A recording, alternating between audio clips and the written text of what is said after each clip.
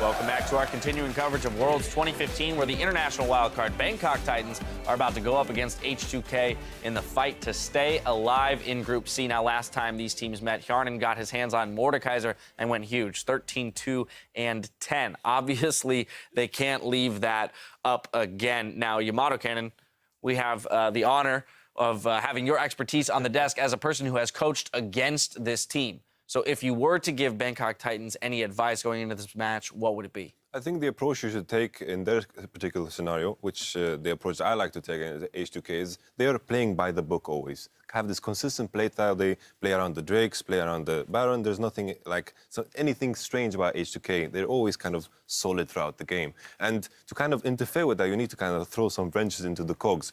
Play an early game composition. Try to just snowball the game out of that, because when they're out of their comfort zone, they just feel so out of place. Yeah, I completely agree with that. And, you know, it's surprising because Bangkok Titans, while not a fantastic team, they're definitely one of the weaker teams in the overall tournament. They have a really good assassin player. Like, G4 is actually one of these players that can make things happen. We've already seen the quirky Aurelia pick, but he actually plays a very good Zed and a very good Yasuo, not to mention the standard Diana and Ares, things like that. So I want him to get on a champion, camp out his lane, and then just see if you can make something happen. Sure, it's a very long shot, but if you throw that cog, try and take Ryu on head-to-head, then you can create split pushes, break up the map, maybe try and degrade the game somewhat, and just move from there. And Tabe, we saw Bangkok Titans have some difficulty dealing with that Mordekaiser in the bot lane. So how specifically do you see that matchup playing out if they do decide to leave it up again? First of all, we can see that Mordekaiser has been banned nearly every game, every single game in the Worlds. And I think Mordekaiser is obviously a very OP champion right now. And because I think Fresh is not a good pick against Mordekaiser is simply because you cannot death sentence onto him, because their support it will be having his W and will be step in front of Mordekaiser and harassing you very easily.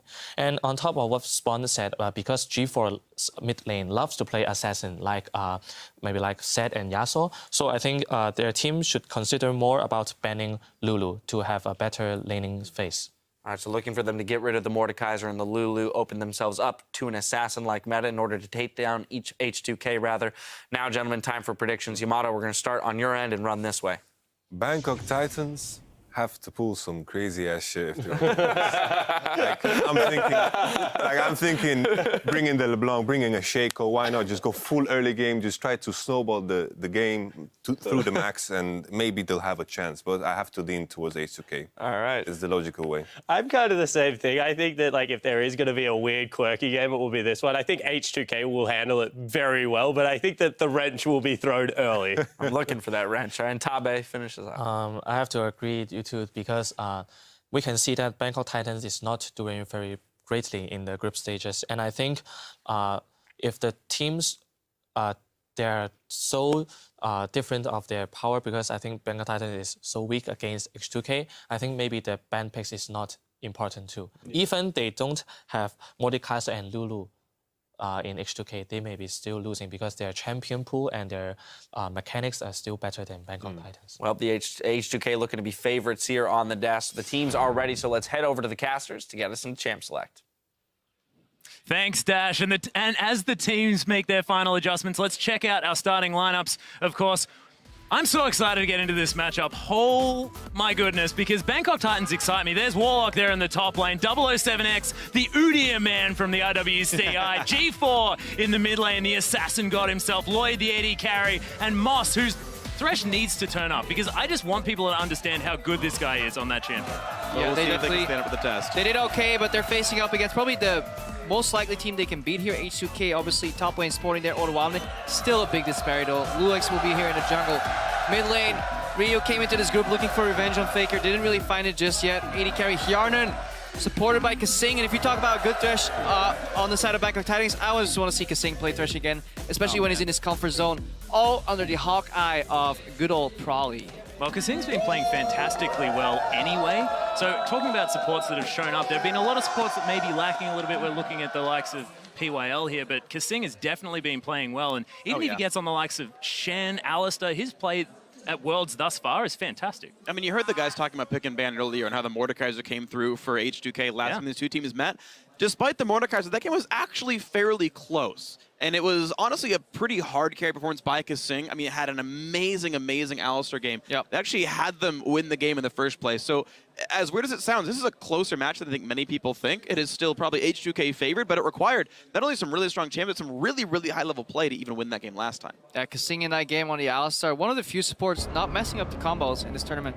Alistar combo got nerfed, and it looked like a small, just, you know, casual nerf right there. Like it was but making it easier as well. yeah, it looks like it's making it easier, but there's so much muscle memory in that combo for so many of these pros that it's actually incredibly hard to keep landing it. We're in Champs League right now, though, so let's see if Mordekaiser makes it through yet again. Yeah, I'm excited to see what Bangkok Titans do on the blue side here as well, able to get that priority pick in. We'll see what they decide to go for. Rek'Sai is going to be banned away from Lulex, though, first up. The answer is Gangplank, surprisingly enough. Yeah, Freak touched about it earlier in the last champ, so like these high percentage bans will generally come out on the red side, so you can think Gangplank can get banned here, maybe Kalista, if you're really afraid of her, will still be banned on the red side, because those are champion picks with too much influence if they get to the first pick on blue side. Lulu is one of those other champions right here, so that's some of the bans that we could expect out of H2k. Yeah, Mordekaiser, Darius, some other options there as well for Bangkok Titans. They're going to ban away the Thresh, so not wanting to let that go to round 2, looking to try and get a different priority pick. Mordekaiser, no surprises there on that ban. Trying to keep it even, you know, ban percentages. Well, Tabe said get rid of Lulu so that G4 has an easier time assassinating people. Of course, Ryu would be just fine on a Lulu, actually. Odoamne has actually been the big carry right now. He's actually number 2 of all top laners in this tournament in terms of damage share. So setting up Odoamne actually has been reasonably good for H2k, to be honest. Yeah, and speaking about Lulu as well, I mean, it is actually a first pick that the Bangkok Titans can go for. They are going to ban away Gonna bench the Tahm Kench. Kench. They are definitely bottling the axolotl here. This is Warlock. Not going to be able to do that. But last ban for H2k. We'll see what they do decide to take away from the Rift. And the Lulu is an option because Warlock, he plays that in the top lane. It's a safe top lane pick as well. And Warlock hasn't necessarily been the strong player on the Bangkok Titans despite being their shot caller. You may as well put him on something that can sit back and just control the lane. Yeah, well, the last game was very close. It did evolve from the way H2k drafted the composition. You can see in the bottom of your screen last time they played full-on assassin pick composition, but they ended up grouping for a lot of fights with it because they had Mordekaiser, so it's quite weird right here. Let's see if H2k get more of a traditional team composition right here, so because they still have a shot, you know, if they win this match right now and they beat EDG later on, they still have a shot of tying EDG, I believe, so that's definitely what they're playing for, so you may see a slightly more conventional by the numbers H2k coming out of here. And that's the thing, and when we saw just yesterday, the wildcard team basically tying for 3rd place with Counterlogic Gaming, so the Bangkok Titans can live up to that and tie H2k with 1 win apiece if all goes according to BKT here. H2k definitely, as you were saying, very happy that Edward Gaming had lost the game just to go, because we might see in Game 5 of the day that battle for 2nd place between these two teams. Right now, taking their time with their first round picks on the red side. I mean, coming into the tournament, you would expect here just a generic jungle pick and a Braum support pick for Kasing. This was more in the 5.14 era, so obviously a lot of things have changed. H2k look like they still value Darius here, and Kalista obviously was never picked on red side in 5.14 because she was never open and available on red side, so she's open. Like that. I like to see Kasing play with Kalista usually because he can play even more aggressive, and Hjarnan and Kasing have good synergy when it comes to using Fate's Call, both defensively and aggressively. What's interesting to me, though, is the fact that Gragas didn't get picked up their first round for H2k because of the jungle bans, the Rek'Sai and the Elise both being gone. Gragas is basically next on the list for both these junglers here. I'm not surprised at all to see it go to BKT, but the fact that H2k cared more about the Darius than the Gragas is interesting to me. We have seen Lulex has played some Lee Sin so far, especially against teams that you rate personally weaker, where you think you can find more openings for aggressive ganks and just dash back. He could end up picking up that Lee Sin and have that as an option for more aggression in the early game, more snowballing, get the Darius ahead, get the Kalista ahead, and that could be the approach. Obviously, I think if H2k could, they would have picked all 3 champions at once, but obviously only 2 at a time.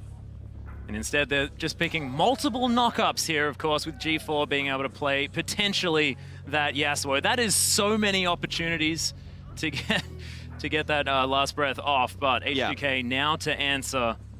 And also, you know, just strong picks in themselves. I mean, I think Ryu can blind pick his mid laner expecting a Yasuo matchup. Yeah, now. almost. Realistically, I think that's very, very likely here for him. Crap, but you talked about Lee Sin. You're right about this one. It's already had 2 Lee Sin bans against him in 3 games so far. This, of course, being the 4th here for Lulex. So if we go by popularity, that's probably next up for him. It's pretty hard to draft here for H2k because Bangkok Titans, they've picked 3 champions, but they're so generic that they can go into pretty much any direction with it. They fill many different roles. They don't have any weaknesses. We see the expected Lee Sin come out here, and we have the Kalista Annie lane that is incredibly potent with trading and just blowing people up. We could see a TF come out here, but Rio just wants to wait because he doesn't really want to play that matchup TF into Yasuo. So this is probably a little bit far-reaching, but back when probably was a mid laner over in North America, Annie was his Yasuo counter pick actually, because so many of her spells go through the wind wall, targeted stuns useful. This seems very unlikely. Where did it get him though? It got him to Worlds as a coach. His mind for the game much better than his mechanics. That's true. And I mean, that's what we're talking about here, so that certainly works out. But Bangkok Titans now with 20 seconds to go. They have to round out this comp. We'll see whether it is going to be the Yasuo. Of course, with Lulu heading towards the top lane, it means they can balance out that magic damage and physical damage. So it is an option here. I mean, Yasuo Tristana is something we could see here because it provides another knockup. That's another knockup. Generally, knockback. Generally, when you see Kalista Tristana is the answer because that matchup tilts 1v1 trading. Almost on every auto attack up to 6 or 7, Tristana wins, and after 7 auto attacks, you're actually dead anyways as Kalista, so that's why you want to do that. The matchup against the range support makes it tough though. Alistar can't really punish Kalista Annie, so we may still see a lane swap necessary to get through the early stages of the game here. All right, well, Ryu to play his 4th mid laner in 4 games, we expect. Already played LeBlanc, already played Lulu, already played Echo. And maybe he goes back to LeBlanc actually for the matchup itself. Slow on Wake Flare then. Snowball again, but again, last time when H2k faced off against Bangkok Titans, they went full-on assassin. Their wave clear mid was Echo, I believe, so not all too worried about that, it seems. They just want to blow people up with this composition.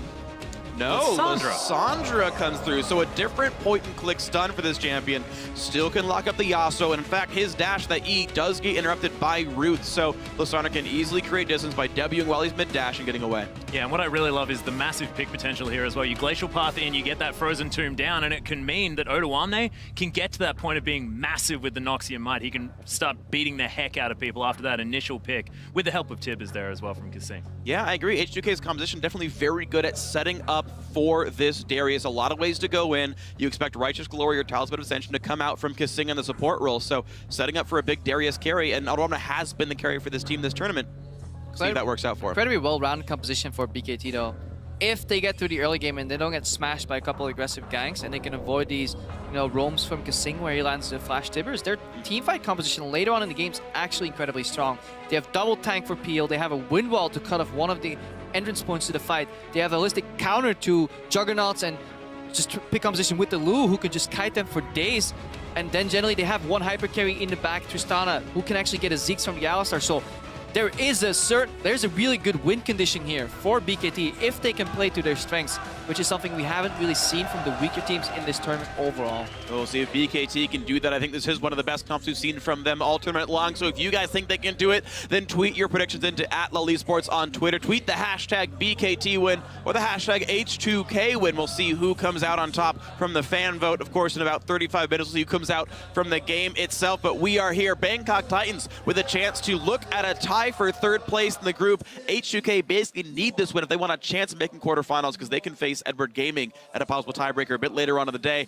Guys, let us know how it's going to go because our game is going to get started in just a minute. Yeah, just a minute. And of course, G4 on his Yasuo as well. Incredibly excited to see this. I mean, we saw it all through the IWCQ when they qualified here. We saw it before at IWCI as well. This guy loves his assassins and really wants to be able to set this one up. But I like the fact that they've also included a whole lot of skirmishing and team fighting prowess here, because this is a team that doesn't necessarily focus on, the macro play moving around the map. They just want to fight you at any possible time ever, and they just don't think about it. So, I mean, giving them a lot of tools to do this as well. Yeah, we do have a bit of a short pause. That's why I was already getting caster position close to the screen. It's like, oh, coming back to us. But yeah, what BKT have to be incredibly careful of is this wealth of AoE crowd control, whether it's a Fate Call, knock up on multiple people followed by a Tibbers, or the Sun, or just diving to your backline and pressing R on herself. If they can survive that initial wave of damage, H2k, they kind of drop off the grid when it comes to damage unless Darius gets that reset. That is what they're looking for. One kill and all hell breaks loose, because if Darius doesn't die 5 seconds later, you touched on it, the 5 stacks coming out, then things do get rough. Yeah, but what they do have is a lot of ability to get that first kill. That's sort of the whole point. They sort of looked at Lissandra and went, okay, well, at least we can now just completely pick someone off and get this fight going in their favor. Plus, Rend as well, fantastic kill securing ability to try and get this Darius going. Yeah, the initial way to start a fight definitely going to be a struggle for H2K. Just to keep you guys at home updated, Moss didn't connect to the game. We have the game paused to see what's going on. So as we figure out what the connection issue is, if it's his computer, we'll get that sorted in a second. Doesn't want to play that matchup.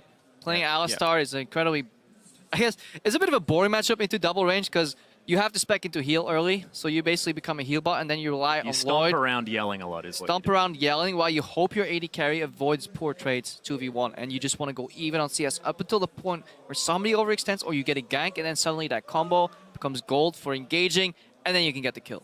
I want to ask you about a matchup actually here. Talking about Annie, because I went and looked at picks and bans and the builds that players had. When Mako played Annie up against SKT last week, he actually maxed the Q, the single target damage, disintegrate on Annie.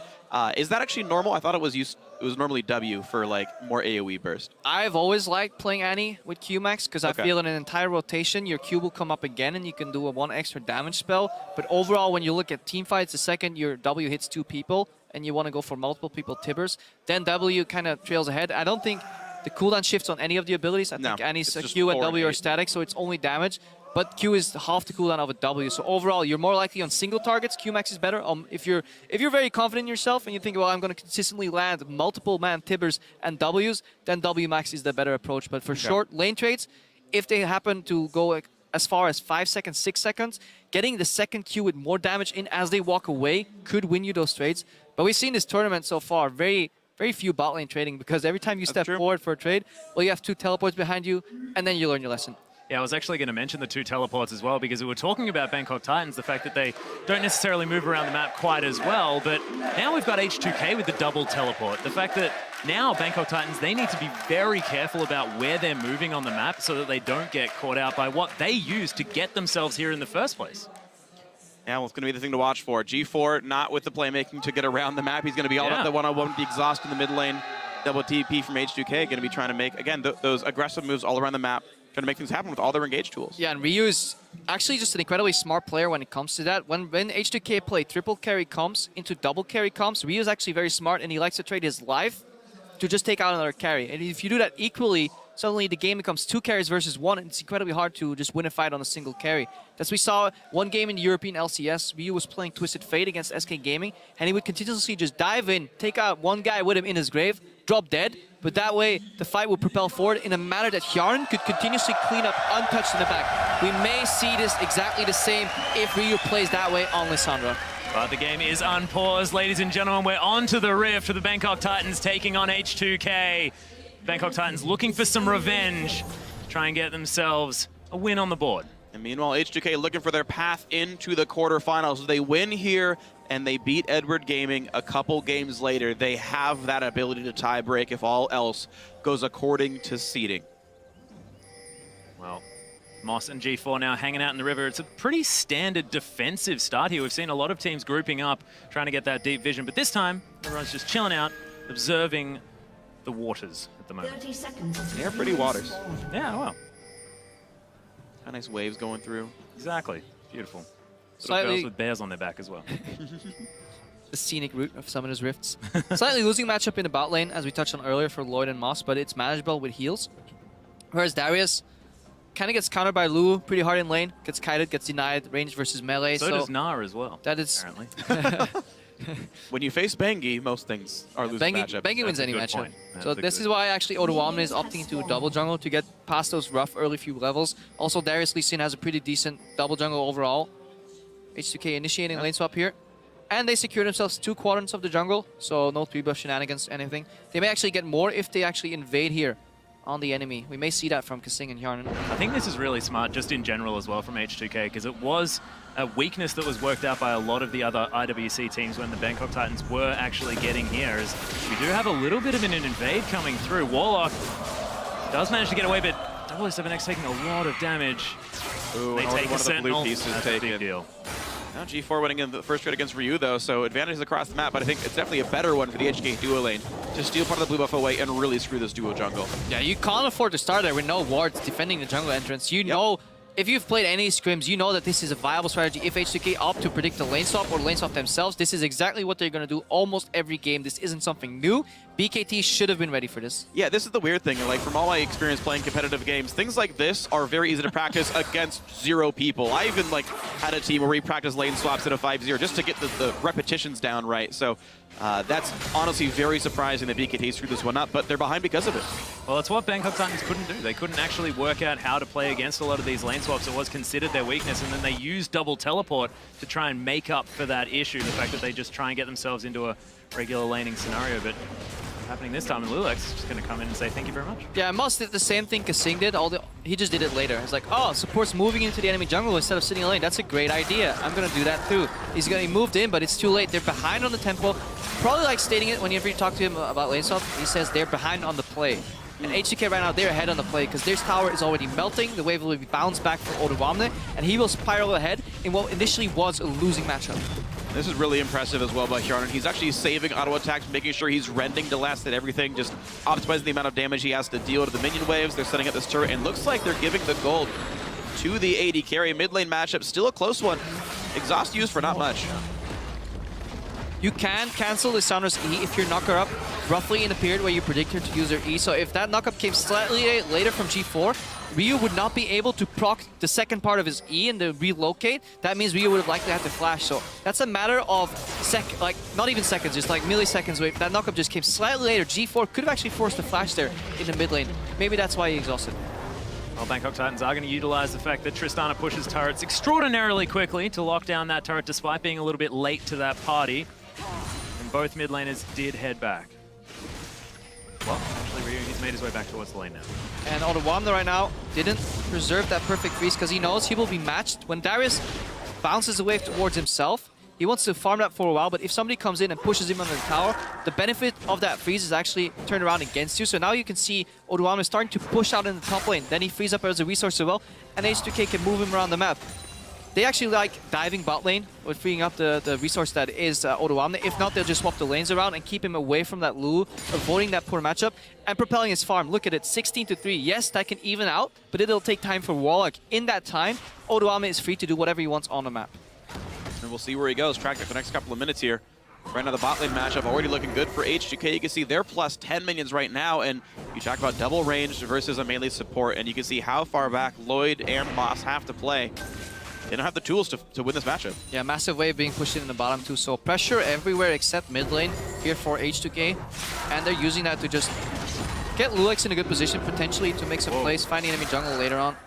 Yeah, a lot of damage coming down there as well as Hjarnan gets a lot of spears into Lloyd.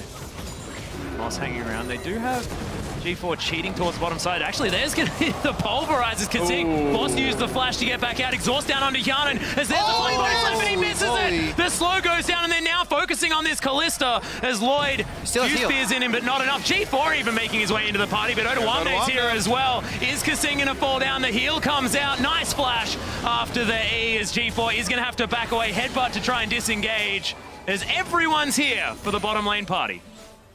What an amount of misplays right there. Beautiful opening from Moss. That Q flash into W was absolutely the correct play, especially if your jungler's coming around the corner. But then jump should be buffered so it fucks on Annie, or not use it at all. Yeah, so you can still get her when she runs.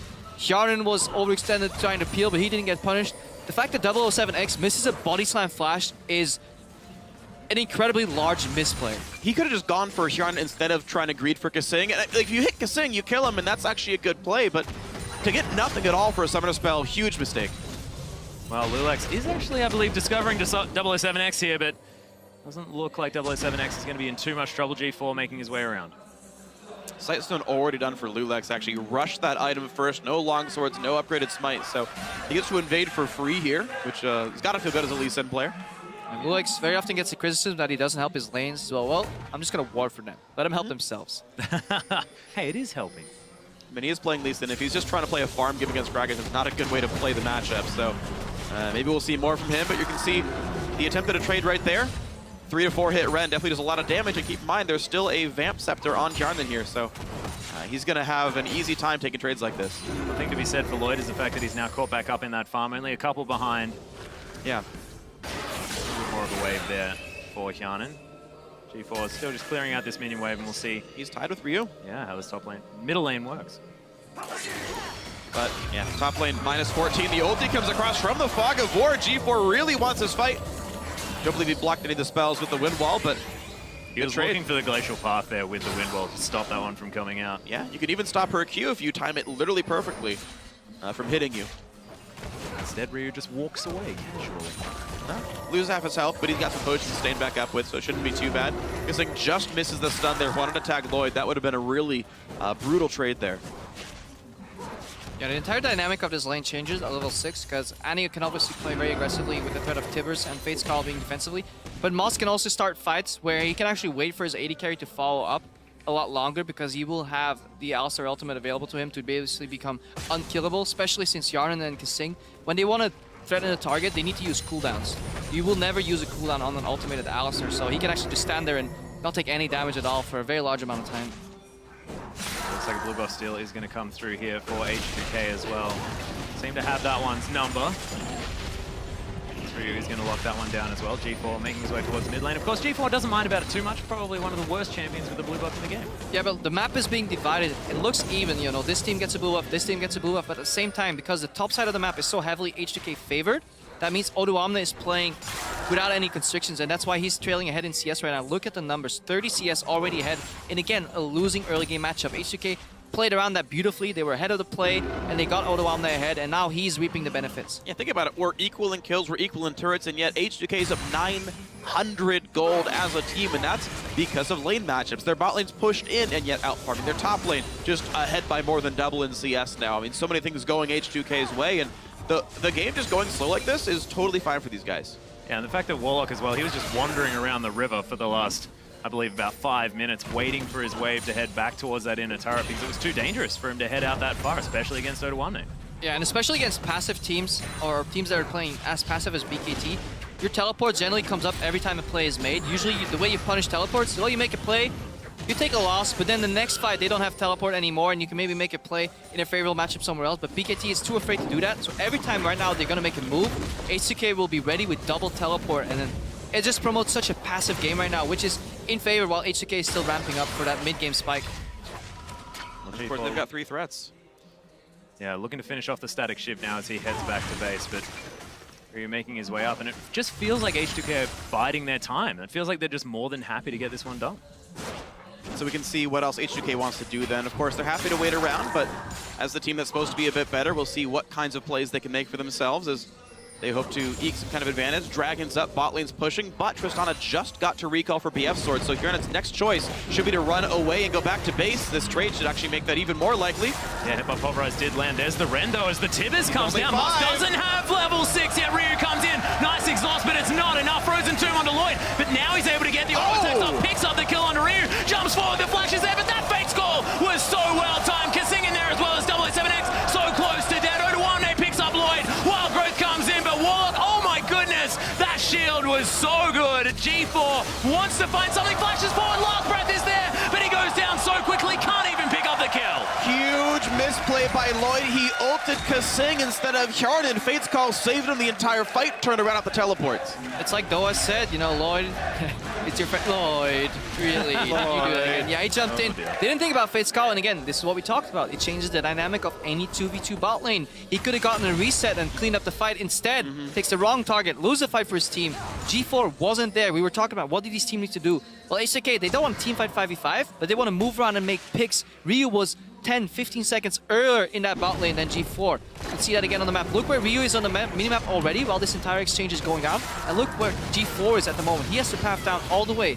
Moss is still level 5. That's why he's not dying. I think Ryu makes the mistake here from ulting Lloyd overall. So he should probably get out of there. That's why he gets popped here immediately. But then the remaining of the fight, this is a big mistake. Lloyd also, I think, He also flashes. flashed to land the R. Yeah. On a support with Fate's Call, that is not excusable. That's a major mistake. And then the dunks come through, and the funny thing is, I called it wrong. H2K didn't even use teleports for this. Oduamne, you mentioned at the very start of the game, he pushed his wave and he walked somewhere else off in bot lane. And they timed that with Ryu's roam as well. Ryu was already heading down. The entire team walked in the bot lane. The double teleport team all had walked in there. No summoners required. Easy fight. So that's a variation. You teleport to the bot lane, you walk back, or you walk there first, teleport back off into play if needed.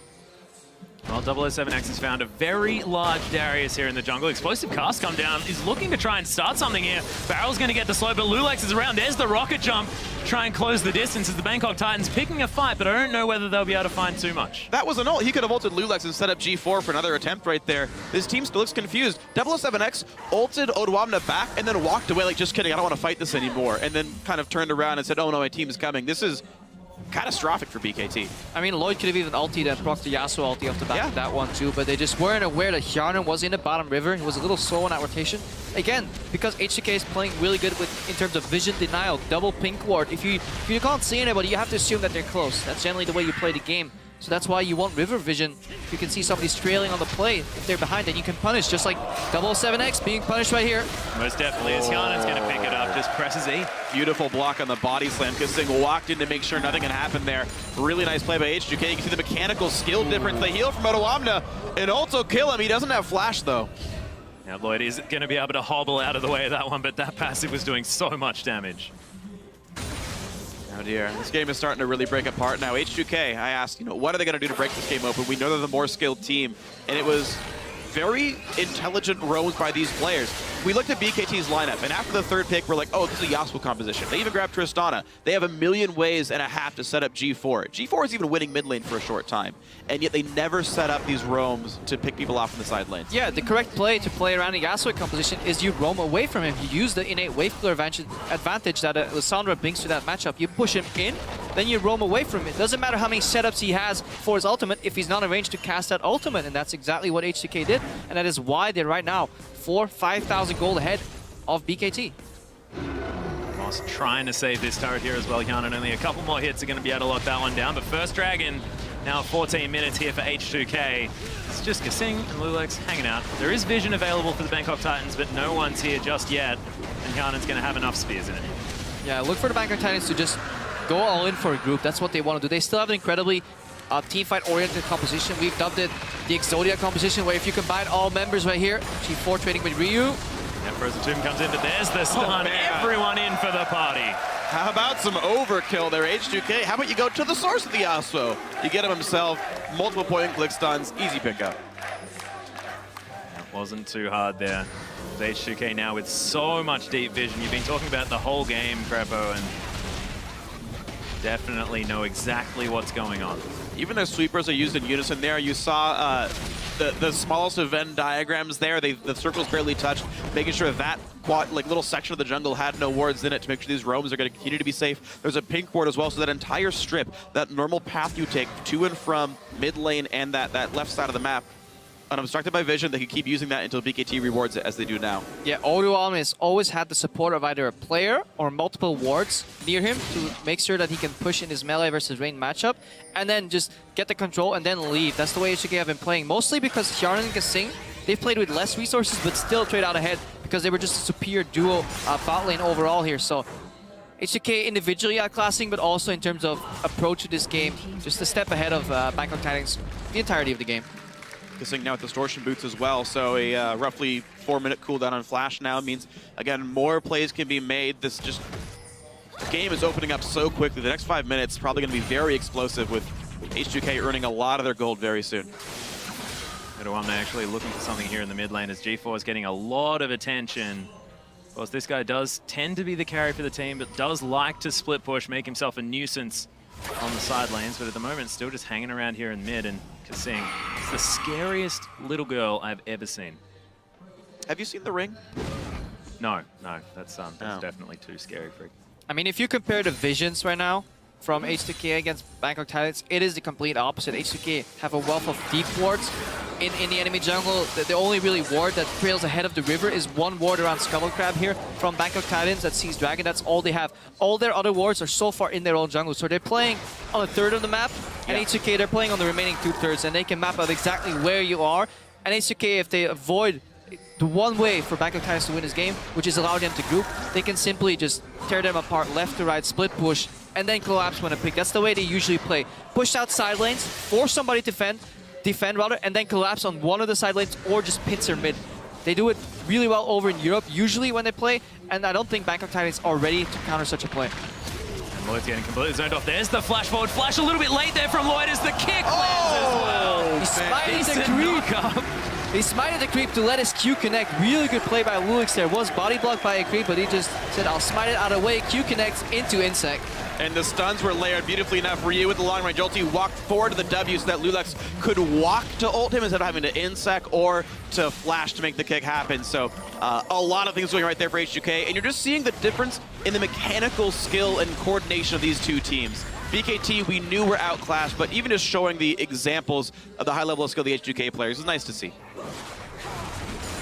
And this Lissandra definitely looking okay as well. Another unique mid lane pickup.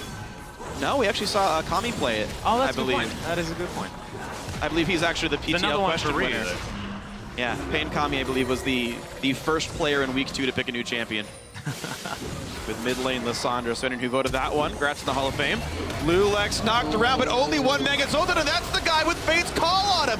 Nothing picked up. Odwamno soloing the front line. Ryu pushed back, but does it really matter? G4 caught up, and down goes Yasuo. Down goes 007. 3 already. Warlock's bleeding to death, and Lulix can't quite land the Q. But now this poor Alistair going to be hunted for his meat. H2k wants a burger. Oh, the upper hand not quite there. Moss just trampling his way away, doing his very best to get out. But yeah, aggressive body slam there from 7X. Kasing here finishing off Warlock with Ryu, adding insult to injury. And when that knock-up combo fails, Odoano just says, thank you very much, and he just cleans up that fight entirely. They don't get Moss. He's not German. Yeah, at least he gets some deep wards right now, so that's something for Bangkok Titans. But overall, H2k really win that fight because BKT can't even get their favorable combo off. Like, that was a two-man knock-up. You can suspend both people there, but if you just go for the Annie, then obviously Fate's Call comes in again. So we can watch this one again here. The knockup, and he can't quite get it on the right person. Literally no damage dealt. A big knockup from Moss. Like, if he waited for that one instead, and he got Hjarnan and Kasing and Lulix together, it would have been beautiful here. But Ryu and Odwamna, basically together, those two take the back line by themselves. Tristana's already dead. The Gragas now isolated away from all his damage dealers, and it's just so easy to clean up there. And Ryu showing actually it was Mylon who played the Lissandra, how to do it right. And yeah, just Bangkok Titans, they're not mastering their own champions. They've made critical errors when it comes to playing against Fate's Call twice. Right now, Lloyd has been jumping in aggressively, using his flash even to interrupt his own jump. We saw 7X with the right play. Your group, you want to get a knock-up combo, but it's incredibly telegraphed and on the wrong members. You want to go for carries, because even if you kill the support and maybe the jungler, you're still going to lose out that fight, because H2k playing triple threat here. And it's even Tank Lee Sin. Right? He went Cinderhulk after Sightstone there, so it's not like you're removing one of the damage threats. It's not even easy to kill either, so unfortunately the execution lacking here for BKT. And again, part of that is H2k making sure they're in the right place. Hjarnan, never the one in front, still 0 deaths in this game. Ryu only dies when it's for a good trade for his team, so the option's not really even open for BKT. Yeah, and H2k now just preparing for Baron. You can see so many wards around the area, but they're just clearing out the turrets while they can. G4 looked like he was trying to get something happening, but at this much of a gold deficit, what can you do? Odoamne is going to get caught out of position just a little bit, kicked underneath the turret, but look at the heal coming through. 7X is already dead. The shutdown finally comes through, but is it going to be enough? Warlock's going to die as well. It's a double kill for Hjarnan. He's now hunting for more blood. Lloyd's going to fall shortly after as Ryu had picked up G4, and H2k is so far ahead. That was absolutely the correct play to make for Bangkok Titans. Sadly, they were just too far behind for that to even work. They beautiful chain, layering CC on top of Odoamne, the biggest threat, the biggest carry, but he was just too tanky, gets 1 Q off, and suddenly that fight is lost. And so is this inhibitor here as well as H2k. 3 dead on the side of the Bangkok Titans, able just to take control of this base. There it is. 21-minute, 23-second inhibitor kill. H2k going to put the record at 2-2 if they can close out this game. Same record as Edward Gaming. So, again, will be the match they're looking for later in the day. Moss cancels Ryu here. And they're going to have some people showing up. Warlock. Pixie. Oh, good flash by Ryu. And the thing is, you have to time that right, because Pix will follow you after the flash and get you back into range for the Glitter Lance. So, fortunate timing there. Ryu guessed it correctly. And Moss still trampling around this river. Sonic Wave doesn't land as Hjarnan's trying to get some pierces across. Odoamne's back though, he wants more. Actually lands the Q somehow, so he gets the heal off that, puts the bleed stack in. Now he's in the front line. G4 puts the windmill out to isolate Odwamna, but he's walking back pretty safely. Knockup does not reach Hjarn. Then there's the push in onto Odwamna. Exhaust is on, and they will pick up that kill. The fight continues with too much damage coming through already. 2 kills for H2k. The third should be easy. Warlock flashes after ulting himself. The disengaged Lulex. Yeah, the knockout flash, and it looks like Bangkok Titans looking to try and just make sure they don't lose too much from this situation. Odwamna is dead, but with a teleport, and Lloyd actually rocket jumping very aggressively. Sonic Wave is going to land, but the re-engage not going to come through. And Buster shots him out of range. Can't get enough burst there. Lloyd's just too far behind. Hjarn then takes a crit to the face, but who really cares? Ren's going to take him out. Hjarn is dominating 6-0-7. Just the unsung hero of this game, just picking up all of the kills off the back and so much consistent damage here for this Kalista with her 2 items. Yeah, Hjarn, generally the more consistent player on H2k. You can always rely on a really decent to good AD carry performance from him. Especially on Kalista. I think he's mastered over the year, or not over the years, but over the months there in European Summer Split. So, And he actually completed a Bloodthirster from a longsword as well. So when I said 2 items, lot of money. I mean, 3 now, pretty quickly. and the thing is, even though I suppose mathematically Last Whisper is a little bit more damage per gold here, there's just so little armor that doesn't really matter, and the extra lifesteal just, it's a bit safer. He's facing up against the Yasuo and whatnot. Item builds aren't really that important, but here they're making sure he's pretty much unkillable in this late game. Yeah, he's the only really threat that was slightly killable still on Bangkok Titan's side. They're funneling the damage to Odwamna. That's what they're doing, because positioning-wise, it's already incredibly hard to touch Hjarn in these fights. That means you gotta go for Ryu. Well, he has Zhonya's and a built-in Zhonya's in his ultimate. Who do you focus? Darius. Well, who likes champions to be close to him focusing him? Darius does. So overall, it makes sense. It's easy to analyze it this way when H2k is 17,000 gold ahead, but Sure. still need to itemize correctly.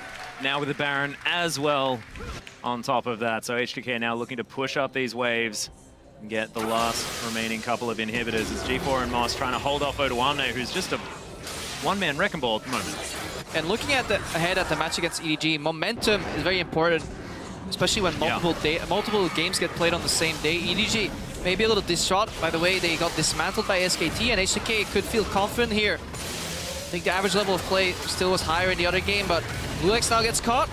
Yeah, the ult does come out. Ryu's going to ult himself as the exhaust comes down, but look at that massive frozen domain as Warlock able to ult himself, but there's just too much damage from H2k. Double kill already. G4 trying to make something happen, but that's just going to be a triple kill there for Hjarnan. That was a good play there by G4. He hexed Ryu when he came out of his frozen tomb, so he couldn't use his Zhonya's. Sadly for him, when you're down 17,000 gold, that's not enough. You need multiple good plays and a lot of mistakes for H2k. They don't make the mistakes and they're closing out. Yeah, this one is just the gold lead here. The very end, though, we actually have some very good plays. 007X had body slam ready for the glacial path jump as well, so Ryu was done when he first got in, but it's far too much now. The gold lead's there. A 25-minute win in the works here for H2k. They improved to 2-2, and the chance of making the quarterfinals is still alive. Congratulations to H2k. That just looked like such a clean performance, and we spoke about the fact that the Bangkok Titans like to play scrappy League of Legends. Just looks like this sort of team fight composition doesn't really play to their strengths, and G4 was just way too far behind to get any sort of split push done. I mean, that's the problem, is the early game did not go well. The lane swap, they got outplayed in this one. Odwamna just completely outperformed Warlock, got around the map, made these roam plays, TPing back to lane. All that went absolutely beautifully for H2k. That was the early game lead, and you talked about, we heard, sorry, what Yamato Cannon said about H2k. They played textbook League of Legends. They are very good at the 5v0 style of game. You saw the lane swap, it worked out better. They invaded the jungle, but it didn't happen to them. They pulled BKT behind, didn't happen to them. They got the turret down first and got back to lanes first, didn't happen to them. The sort of 5v0 element of this game was all H2k, and when it came back to the regular fights, it was almost too late. Lulex actually walked too far there. His team is like, Lulex, come on. We're about to bow. There he is. There he is back on your screen, waiting for the bow to the crowd here. But yeah, Bangkok Titans, they could have done their research better, because the plays that H2k made here, they made already in the European LCS. That lane swap style was nothing new, nothing surprising, and they just started with an incredibly greedy start, not defending their weak side of the jungle where you can get punished the hardest, your double jungle. Fell behind in momentum, tower falls first, bounce wave to Oduwamne. Once he potentially gets fed, he makes that bounce wave into a push advantage, frees him up again. Suddenly he can move around. Eventually, Ryu breaks open out of that mid lane. He roams bot. There's no Yasuo setup anymore, and everything falls to pieces for the Bangkok Titans. So he had a good composition, but they didn't play to their strengths, just as we expected. Yeah, and the team fight, the dive there in the bottom lane as well, where Ryu did actually fall down, but then the rest of the team picked up so many kills. How there were just tiny amounts of health on the members of H2k. Bangkok Titans must have thought if we had have done this slightly differently, if this had have gone slightly better, then it would have been a much better situation. You mentioned the fact that the Buster Shot was used on the wrong targets, this sort of thing. That could have definitely weighed on the minds of the Bangkok Titans moving into the rest of the game, because that was the biggest swing. Yeah, I mean, if you tilt off the face of the earth, you know, and you pull a full CLG, then you're just gone. And actually, you know, Too soon? Possibly. Never too soon, because now all the NA faith is with Cloud9 or TSM, so it just advances forward for all the NA fans out there. But I mean, no, this was a game of BKT. I mean, obviously showing that they were an outclassed team. There were a number of mechanical misplays that even you or I, who are no longer on this stage playing, can point out and see things like, okay, that should have gone better. That was the choice should have made. It's always easy to point the mistakes. Well, I know, of course it is, It's really hard to execute them, but it's in a heated moment. It is excusable in a sense to forget about Fate's call, but if you want to advance out of groups, we're here at the world stages, you can't make those, you can't afford to make those mistakes, especially not when you're already holistically or macro level wise outclassed by another team, which used to be one of H2k's strengths until the other teams caught up and read their plays. H2k have pulled similar plays and gotten hard countered because people predicted their map moves.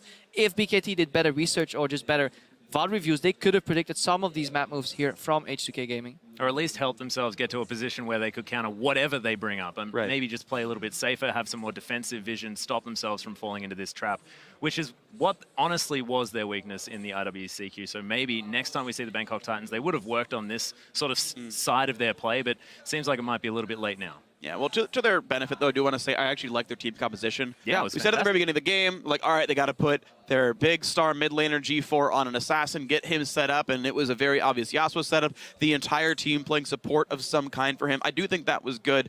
It's just, again, it just comes down to the individual skill level of the players, not up to par against the likes of H2k or the other teams that they have to face in this tournament with Edward Gaming and SKT. BKT, I mean, maybe they could have done more with a different group. There's always a chance. I mean, we saw, and maybe, you know, Pain's better than them, but, you know, Pain managed to pull 2 wins throughout their group stage, so, you know, maybe the opponents could have been a big, you know, bit of a difference there. Either way, though, it's the end of the run here. I mean, these guys cannot make the quarterfinals anymore. Even if they were to win the next 2 games, they can't make 3 wins, which is what they need to make the top end of the group. They can still, I think, technically tie for 3rd. There's a chance to do that if Edward Gaming somehow crashes out, but it is the end of the line as far as advancing goes. Yeah, a little bit unfortunate here for the Bangkok Titans. And I want to see 007X, now that they do have, you know, this extra game to just muck around with. You know, you don't need to worry too much about tying for 3rd. Just play your comfort picks. I want to see the likes of his Sejuani, which was absolutely fantastic. Played Udyr in the IWC. I know we're looking back a long way, but it's a really exciting pick, and he plays it fantastically well. And 007X wasn't a factor in that game. I want to see what he can do coming into the next one, and hopefully there are no thresh bans so that we can see Moss actually be unleashed. But for now, we do have a word with H2k. We're going to head downstairs to the interview lounge. Thank you very much. Merci beaucoup, joined here by Odoamne, and probably after that victory until everything left to be decided in this group. Honestly, first let's talk about this game, because obviously with all the upsets happening, did you prepare them knowing that there is still a real chance in this group and they really couldn't drop this game? We're preparing everything to be the ones that upset. I am continuing the blue shell in Europe, and that is our goal. Odoamne. Yeah, like we saw everyone beating pretty much everyone in the first week, and yesterday we had a lot of upsets. CLG got knocked out, so we went in thinking that everything is possible, and we tried our hardest in practice this week, and we showed it in this game against Bangkok Titans, which was a lot cleaner than the one from last week. So I think we have a shot. Well, talking about having a shot, EDG and SKT still up, and especially in that SKT versus EDG game, it showed that EDG has definitely some weaknesses in the early game, albeit they played SKT. But did that make you more hopeful about that matchup? I actually think it's really good for us. I think SKT is kind of like a cleaner version of what we would like to play. So as long as we're playing somewhere similar to our style, it looks like it works really well against EDG. The problem is we just have to make sure pick ban is solid, so that's a lot on me. And as long as we play like we've been doing in scrims, then I think we actually have like a pretty good kind of counter strategy what EDG does. It's all on you, probably. It's all on me. Hodawamne, what are your thoughts on that matchup? I think it's going to be better than last week because we had some problems in picks and bans against them, and we picked poorly, and it just showed in the game. So this time, with better picks and better bans, I think it's going to be a lot easier than last week.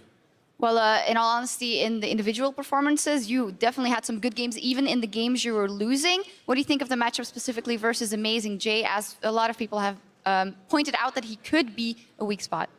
I think he's definitely weaker than Maren. Amazing J was a lot easier to play against in lane. He makes mistakes, and it's easy to exploit them. But against Maren, it's really hard. We'll see what happens. Finally, before I let you guys go, talk to me about the other European teams that have been doing well, OG exceptionally well, and then Fnatic maybe underwhelming. What's your thoughts on that, Probably? Fnatic's performance is really surprising. I thought they would be the 3-0 and Origin would have the weaker first week. So it's nice to know that there's like higher ceilings for these teams. So now we're the last team in Europe to kind of show our higher ceiling and pick up where they're doing. Yeah, I was kind of disappointed when I saw Fnatic go 1-2 after they beat IG super easy. But I think they can go 3-0 this week and get through the group, and I think Origin will go through the group as well. All right, well, we will see in the next couple of days. And for you guys, the race is still on as well. Thank you very much. Congratulations on this victory. As for us, we're going to take a quick break, but the action continues in a couple of minutes with BKT versus EDG, so don't touch that browser.